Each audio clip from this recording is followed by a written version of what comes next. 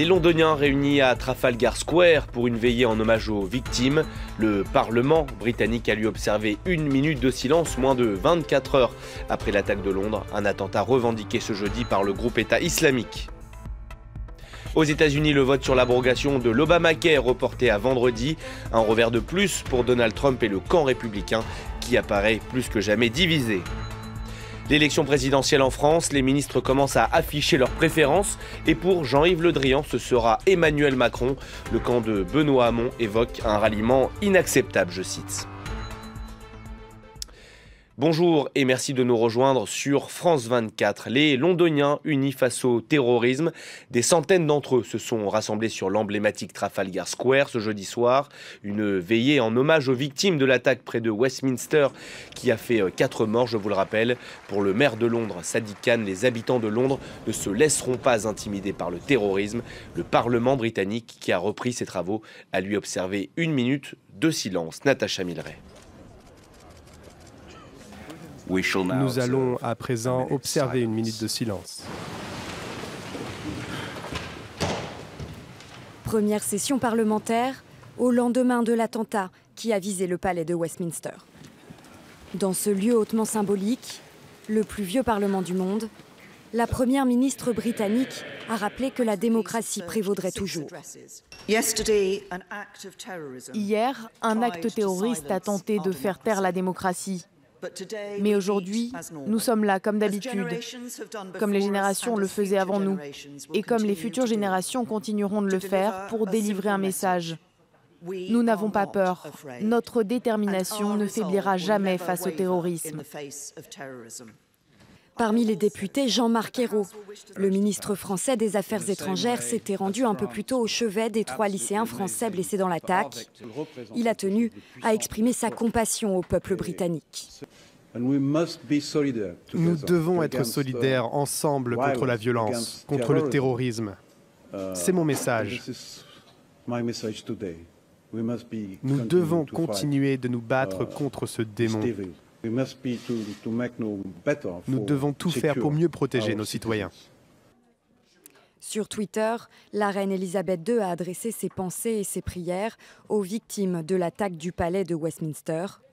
Elle a également remercié les forces de sécurité. Le groupe État islamique a donc revendiqué l'attentat de Londres. L'enquête, elle, avance. L'assaillant a été identifié. Il serait connu des services de renseignement britanniques, mais n'aurait pas fait l'objet d'une surveillance ces derniers mois. La police britannique annonce également avoir arrêté 8 personnes. Johanna Citruc. Environ 24 heures après les faits, les enquêteurs britanniques ont identifié l'assaillant. Un homme de 52 ans, déjà connu des services de renseignement. Il a été abattu pendant l'attaque. Ce que je peux confirmer, c'est que l'homme est né en Grande-Bretagne et qu'il y a plusieurs années, il était surveillé par les services de renseignement intérieurs en lien avec l'extrémisme violent. C'était un personnage secondaire. L'affaire est historique, il n'était pas dans les radars des services de renseignement ces derniers temps.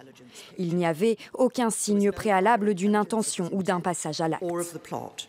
Ce jeudi, l'État islamique a revendiqué l'attentat via son agence de propagande. Il s'agit de la première attaque que le groupe djihadiste s'attribue sur le territoire britannique. L'assaillant qui a lancé son véhicule contre la foule, avant de poignarder à mort un policier, se serait inspiré des actes menés précédemment dans d'autres pays. Selon les premiers éléments de l'enquête, il aurait agi seul. C'est toujours notre conviction, qui continue d'être confirmée par notre enquête, que cet agresseur a agi seul et a été inspiré par le terrorisme international. La police vérifie néanmoins si d'autres personnes sont impliquées dans cet attentat. Dans la nuit de mercredi à jeudi, elle a procédé à 8 arrestations, comme sur ces images à Birmingham, mais aussi à Londres et dans le reste du pays. Et depuis l'attaque, un homme est considéré comme un héros en Grande-Bretagne. Son nom, Tobias Ellwood, un ancien militaire devenu député. C'est lui qui a tenté de venir en aide en vain aux policiers poignardés par l'assaillant. Martine Laroche-Joubert. À cet instant, Tobias Ellwood oublie son costume de député pour retrouver ses réflexes d'ancien militaire. Pendant plusieurs minutes, il tente désespérément de faire battre le cœur du policier poignardé pendant l'attaque du Parlement britannique. En vain. Mais son courage, il est resté ici, dans l'enceinte de Westminster, malgré les risques, est unanimement salué. Par la presse et dans d'innombrables tweets. On lit, c'est un exemple, un héros. Au Parlement, qui a réouvert aujourd'hui, il est présent, bouleversé. Hier, nous avons connu le pire de l'humanité, mais nous nous rappellerons le meilleur. Notre honorable ami est quelqu'un qui connaît le traumatisme et la tragédie de perdre un proche dans une attaque terroriste. Une allusion à son frère, tué dans les attentats de Bali en 2002. Tobias Ellwood, un héros qui aurait préféré ne jamais le devenir. Parmi les nombreux blessés, 3 sont des lycéens français de Concarneau. Ils sont toujours hospitalisés à Londres, mais leur pronostic vital n'est pas engagé. Les autres élèves, eux, ont pu rentrer en Bretagne ce jeudi soir. Ils ont été accueillis par Juliette Méadel, la secrétaire d'État chargée de l'aide aux victimes, et Najat Vallaud-Belkacem. On va écouter la ministre de l'Éducation nationale.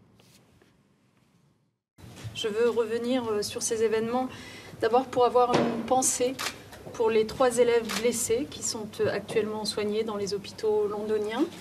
Vous rassurer, puisqu'ils vont mieux, leurs jours sont hors de danger. Ils ont été opérés. Et moins de 24 heures après l'attaque près de Westminster, un individu a tenté d'écraser des passants avec sa voiture à Anvers, en Belgique. Sous l'emprise de l'alcool, au moment des faits, il a pu être arrêté avant de faire des victimes. L'homme, qui vit à Lens, était connu des services de police en France pour des infractions de droit commun. Achren-Verdian. Qui est l'individu qui a foncé sur des piétons dans une rue commerçante d'Anvers ce jeudi? Quelles étaient ses motivations? Le parquet fédéral belge a été saisi. Autour de 11 h ce matin, une voiture est entrée à grande vitesse dans la rue piétonne de Mer, forçant les piétons à sauter sur le côté pour l'éviter. Nos collègues du ministère de la Défense ont repéré le véhicule et ont tenté de l'arrêter. Le véhicule ne s'est pas arrêté et a continué à circuler sur la rue Meerbrug en direction des quais. Nos collègues militaires ont alors informé la police. Une équipe d'intervention rapide a été envoyée et a finalement arrêté le véhicule sur le quai Saint-Michel. Le suspect, un homme originaire d'Afrique du Nord, a été arrêté. Confusion autour de son identité. Selon le parquet fédéral belge, il serait de nationalité française. Mais de l'autre côté de la frontière, une source proche de l'enquête indique que l'homme était inconnu des services français, qu'il était alcoolisé et qu'il serait de nationalité tunisienne. Son véhicule a en tout cas été déminé par les forces de sécurité belges. Différentes armes ont été découvertes dans le coffre. Des armes blanches, un fusil à pompe et un bidon contenant un produit encore indéterminé. Des renforts de policiers et de militaires ont été déployés. La ville a été placée en vigilance renforcée. Dans le reste de l'actualité, les obsèques de Martin McGuinness, cet ancien commandant de l'IRA devenu une figure du Sinn Féin, le parti indépendantiste nord-irlandais. Elles ont eu lieu à Derry, sa ville natale. Parmi les personnalités présentes, Bill Clinton, l'ancien président américain, a appelé l'Irlande du Nord à achever son processus de paix. Martin McGuinness était âgé de 66 ans. Le Quai d'Orsay a confirmé l'enlèvement d'un ressortissant français au Tchad. L'homme travaillait pour le compte d'une compagnie minière. Cela s'est passé près de la ville d'Abéché, dans l'est du pays. Le Tchad est un allié de la France et sert de base arrière aux 4000 militaires français de l'opération Barkhane. Je vous le disais en titre, aux États-Unis, le vote tant attendu sur l'abrogation et le remplacement d'Obamacare prévu ce jeudi a été reporté à vendredi. En cause, les divisions au sein du camp républicain pourtant majoritaire au Congrès. Un revers de plus pour Donald Trump qui en avait fait pourtant l'un de ses arguments de campagne. Les précisions de notre correspondant à Washington, Gallagher Fenwick.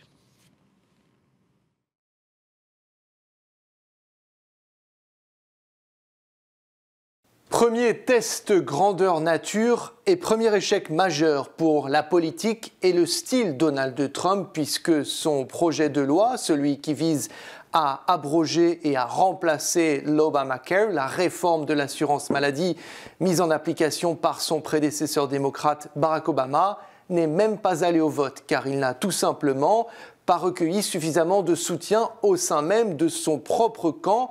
Le camp des Républicains les plus modérés trouve que le projet est inquiétant. La réforme voulue par Donald Trump est inquiétante car elle verrait des millions de leurs concitoyens perdre leur assurance maladie et, ironiquement, à l'inverse, de l'autre côté du spectre du Parti conservateur, les plus durs, les plus conservateurs, eux estiment que le projet voulu par Donald Trump ne va tout simplement pas assez loin, qu'il y a encore trop d'aides, trop de subventions de l'État. Bref, c'est un échec cuisant, c'est sûr, pour Donald Trump, puisque c'est là l'une des promesses clés de sa campagne, celle de se débarrasser de l'Obamacare. Et visiblement, c'est bien plus compliqué que ce qu'il avait promis aux Américains. Le vote n'est donc pas allé à la Chambre des représentants, il est reporté, mais ça n'est pas la dernière épreuve, puisque derrière, il y aura également un vote au Sénat qui sera sans doute un processus tout aussi compliqué. Bref, malgré ce que beaucoup avaient annoncé, l'Obamacare ne vit donc pas forcément ces toutes dernières heures. En France, plus qu'un mois avant le premier tour de l'élection présidentielle, ce jeudi, Emmanuel Macron a enregistré un soutien de poids avec le ralliement de Jean-Yves Le Drian. Le ministre de la Défense l'a annoncé à des élus bretons. Le camp de Benoît Hamon dénonce, lui, une trahison. Caroline Motte. C'est un pilier du gouvernement qui rejoint l'un des favoris des sondages. À un mois jour pour jour du premier tour, Jean-Yves Le Drian rallie Emmanuel Macron. C'était un soutien attendu, mais l'annonce se fait à huis clos. Le ministre donne la primeur de sa décision au vice-président de sa région. En pleine campagne à Dijon, Emmanuel Macron savoure. Avec ce ralliement de poids, il gagne ce qui lui manquait, une caution solide sur les questions de défense. Jean-Yves Le Drian, c'est un responsable politique pour lequel j'ai beaucoup de respect et qui, en Bretagne, a construit justement une majorité de projets qui est assez voisine de la démarche qui est la nôtre. En déplacement à Strasbourg, Benoît Hamon répond sèchement. Qu'est-ce que vous pensez du ralliement de Jean-Yves Le Drian à Emmanuel Macron? Je suis ici pour parler de la défense de la France, pas du ministre de la Défense. Le candidat socialiste laisse le soin à ses porte-paroles de diffuser une réponse cinglante. Jean-Yves Le Drian ne respecte pas le vote des électeurs de gauche qui, y compris dans le Morbihan, ont largement désigné Benoît Hamon comme leur candidat pour cette élection présidentielle. Mais le mal est fait. L'ex-ministre bretonne Marie-Lise Lebranchu ne mâche pas ses mots dans un tweet laconique. Le ministre de la Défense annonce son départ chez Macron le jour où Benoît Hamon parle aux armées. C'est moche. Dès demain, les ministres du gouvernement seront autorisés par François Hollande à prendre position publiquement. Emmanuel Macron pourrait alors engranger d'autres soutiens de poids. Et ce jeudi soir, François Fillon était l'invité de l'émission politique sur France 2. Interrogé sur les multiples affaires qui le concernent, le candidat des Républicains a accusé François Hollande, je cite, d'animer un cabinet noir. On va écouter François Fillon. Aujourd'hui, des journaux qui reçoivent des documents 48 heures après qu'ils aient été saisis dans des perquisitions, par exemple dans mon bureau à l'Assemblée nationale. Qui leur donne ces documents? Des services de l'État. Et vous pensez que ces services de l'État le font sans être couverts par leur hiérarchie? Je vais mettre en cause le président de la République. Il y a un livre qui sort ces jours-ci, dont j'ai pu lire les bonnes feuilles, qui en 240 pages explique comment François Hollande fait remonter toutes les écoutes judiciaires qui l'intéressent à son bureau. Ce qui est une illégalité totale. Et moi, ce soir, solennellement, je demande qu'il y ait une enquête d'ouverte sur les allégations qui sont portées dans ce livre, parce que c'est un scandale d'État. Et sachez que François Hollande a réagi aux propos de François Fillon. Le chef de l'État a dénoncé des allégations mensongères. C'est la fin de cette édition. Merci à tous de l'avoir suivi. Je vous rappelle l'adresse de notre site internet france24.com. À la une, cette passe d'armes entre François Fillon et le chef de l'État français.